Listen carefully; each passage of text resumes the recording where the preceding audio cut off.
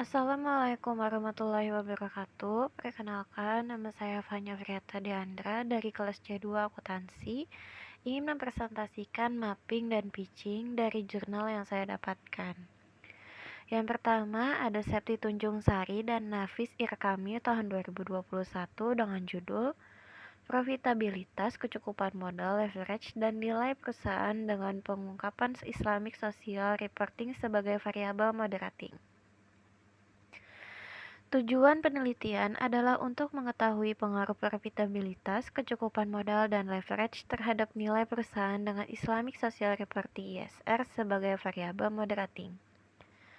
Sampelnya adalah dengan melakukan pengumpulan sampel menggunakan teknik purposing sampling dari 11 bank umum syariah dengan alat analisis statistik deskriptif dan analisis statistik inferensial.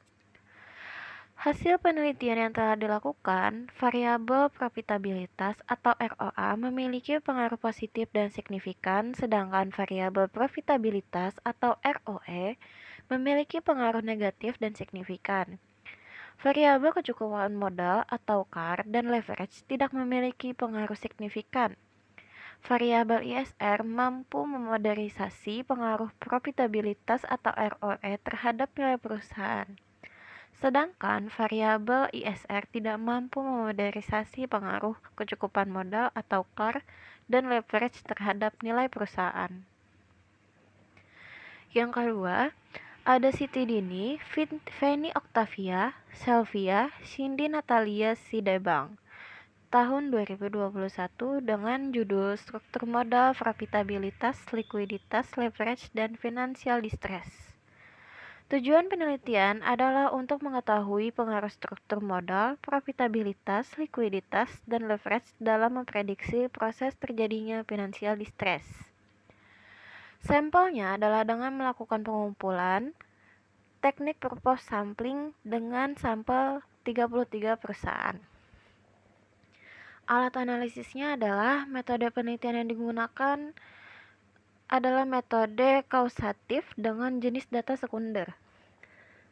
Hasil penelitian yang telah dilakukan adalah struktur modal, profitabilitas, likuiditas, dan leverage berpengaruh simultan terhadap financial distress pada perusahaan perdagangan besar yang terdaftar di Bursa Efek Indonesia periode 2017 sampai dengan 2019. Yang ketiga, ada Nibade Bunga Ayu Cahyani dan I Ketut Sujana tahun 2021 dengan judul Resiko Perbankan, Working Capital, Turnover, dan Profitabilitas. Tujuan penelitian ini agar mendapatkan bukti empiris pengaruh risiko kredit, risiko likuiditas, risiko operasional, dan working capital turn-on pada profitabilitas perusahaan perbankan. Sampelnya adalah dengan melakukan pengumpulan sampel menggunakan teknik purpose sampling menggunakan 17 sampel perusahaan. Alat analisisnya menggunakan teknik analisis linear regresi linear berganda. Hasil penelitiannya adalah dapat disimpulkan bahwa resiko kredit dan resiko operasional secara parsial berpengaruh negatif dan signifikan pada profitabilitas. Sedangkan resiko likuiditas dan working capital turnover secara parsial berpengaruh positif dan tidak signifikan pada profitabilitas.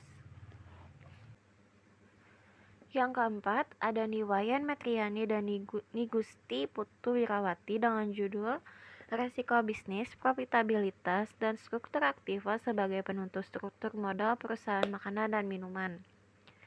Tujuan penelitiannya adalah untuk mengetahui pengaruh resiko bisnis, profitabilitas, dan struktur aktiva terhadap struktur modal. Pengambilan sampling menggunakan sampel teknik purpose sampling menggunakan perusahaan manufaktur yang terdapat di Bursa Efek Indonesia periode 2015 sampai dengan 2019. Teknik analisis yang digunakan adalah regresi linear berganda. Hasil penelitian yang telah dilakukan adalah resiko bisnis dan struktur aktiva berpengaruh positif yang signifikan, sedangkan profitabilitas berpengaruh negatif signifikan terhadap struktur modal pada perusahaan makanan dan minuman yang terdapat di Bursa Efek Indonesia tahun 2015 sampai dengan 2019. Nomor 5 ada Nilu Ratna Pratnya Maitria Dewi dan Nanik Noviari dengan judul Manajemen Laba, Profitabilitas, dan Kepemilikan Keluarga dan Tax Avoidance. Tujuan penelitian ini adalah untuk memperoleh bukti empiris mengenai pengaruh manajemen laba, profitabilitas, dan kepemilikan keluarga pada tax avoidance. Pengumpulan datanya adalah melalui metode purpose sampling dan memperoleh 27 perusahaan sampel yang terdapat di Bursa Efek Indonesia pada periode 2016 sampai dengan 2019. Teknik analisis yang digunakan adalah regresi linear berganda. Hasil yang diperoleh adalah variabel manajemen laba dan profitabilitas berpengaruh positif pada tax avoidance, sedangkan variabel kepemilikan keluarga tidak berpengaruh pada tax avoidance. Selanjutnya, pitching.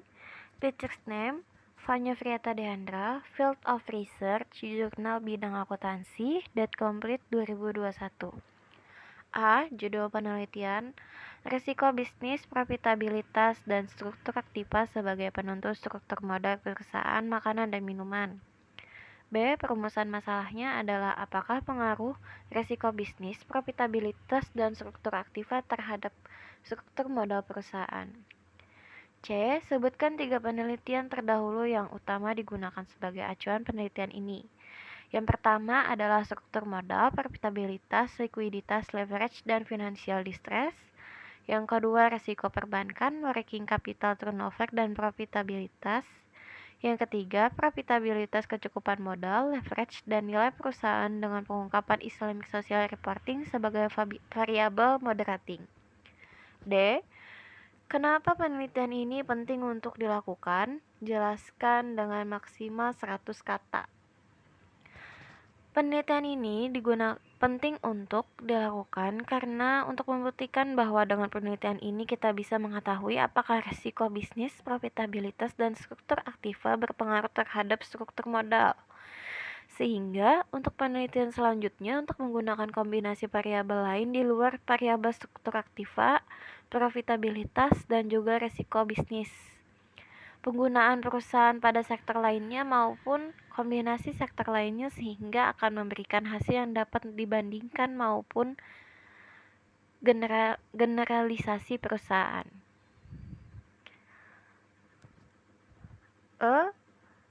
Yang pertama, ide utama penelitian.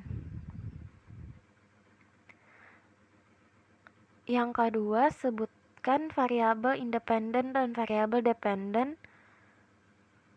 Yang pertama, variabel independen penelitian ini adalah risiko bisnis X1, profitabilitas X2, dan struktur aktiva X3. Variabel dependen dalam penelitian ini adalah struktur modal Y. F. Data. Jelaskan data yang digunakan, unit analisis yang digunakan, apakah negara, perorangan atau individu, perusahaan, portofolio, periode sampel yang digunakan, jika data sekunder, apakah harian, mingguan, bulanan, kuartal, atau tahunan. Ada 2 data yang digunakan. Yang pertama, teknis analisis deskriptif, yaitu penyajian yang ada, kemudian membandingkan kenyataan pada perusahaan dengan kajian teori yang ada. Yang kedua, teknis analisis uji tanda, sign test, yaitu ujian dimaksudkan untuk melihat adanya perbedaan dan bukan besarnya perbedaan didasarkan pada prosedur pada positif dan negatif. Jika menggunakan data sekunder, ukuran sampel yang digunakan apakah cross-seksional, banyak perusahaan dalam 1 tahun, atau periode yang sama, time series, 1 perusahaan banyak tahun, atau longitudinal, atau data panel banyak tahun, banyak perusahaan. Jenis data yang digunakan dalam perusahaan ini adalah data sekunder dengan metode dokumentasi, yaitu mengumpulkan laporan keuangan dari perusahaan sektor makanan dan minuman di Bursa Efek Indonesia dari tahun 2015 sampai 2019. Ukuran sampel yang digunakan adalah longitudinal atau data panel, banyak tahun dan banyak perusahaan. Apakah ada masalah dalam pengumpulan data? Masih belum ada masalah. Apakah terdapat uji reliabilitas? Tidak ada. Apakah terdapat pengujian validitas eksternal dan validitas konstruk? Tidak ada. G. Apakah desain penelitian yang digunakan? Apakah menggunakan uji regresi? Bagaimana desain instrumen survei jika menggunakan kuesioner? Desain interview? Apakah digunakan software untuk pengolahan data? Apa software yang digunakan? Ya, dengan regresi linear berganda, tujuan untuk menguji dan menganalisis data baik secara bersama-sama maupun secara parsial. Analisis regresi merupakan upaya menjelaskan hubungan antara satu atau lebih variabel bebas terhadap satu variabel tersebut. Apakah kebaruan penelitian yang dilakukan? I. Apakah kontribusi penelitian terhadap pengambilan kebijakan atau perubahan perilaku atau perubahan aktivitas? Kontribusi dalam melakukan penelitian yang diharapkan mendapatkan manfaat yang bisa digunakan untuk menambah dan pengembangan ilmu pengetahuan ke depannya dan memberikan kontribusi kepada manajemen perusahaan maupun investor untuk ke depannya. J. Kontribusinya. Apa kontribusi penelitian terhadap penelitian yang relevan? K. Apakah terdapat kolaborasi penelitian antar institusi yang berbeda? Tidak ada kolaborasi dengan pihak manapun. Penilaian risiko penelitian yang dilakukan, apakah rendah, sedang, tinggi, apakah melanggar etika? Penilaian risiko penelitian sedang dan tidak melanggar etika. Apakah skop penelitian sesuai, tidak terlalu sempit, atau tidak terlalu luas? Penelitian tidak terlalu sempit maupun tidak terlalu luas. Sekian presentasi dari saya. Salah hilap mohon maaf. Wassalamualaikum warahmatullahi wabarakatuh.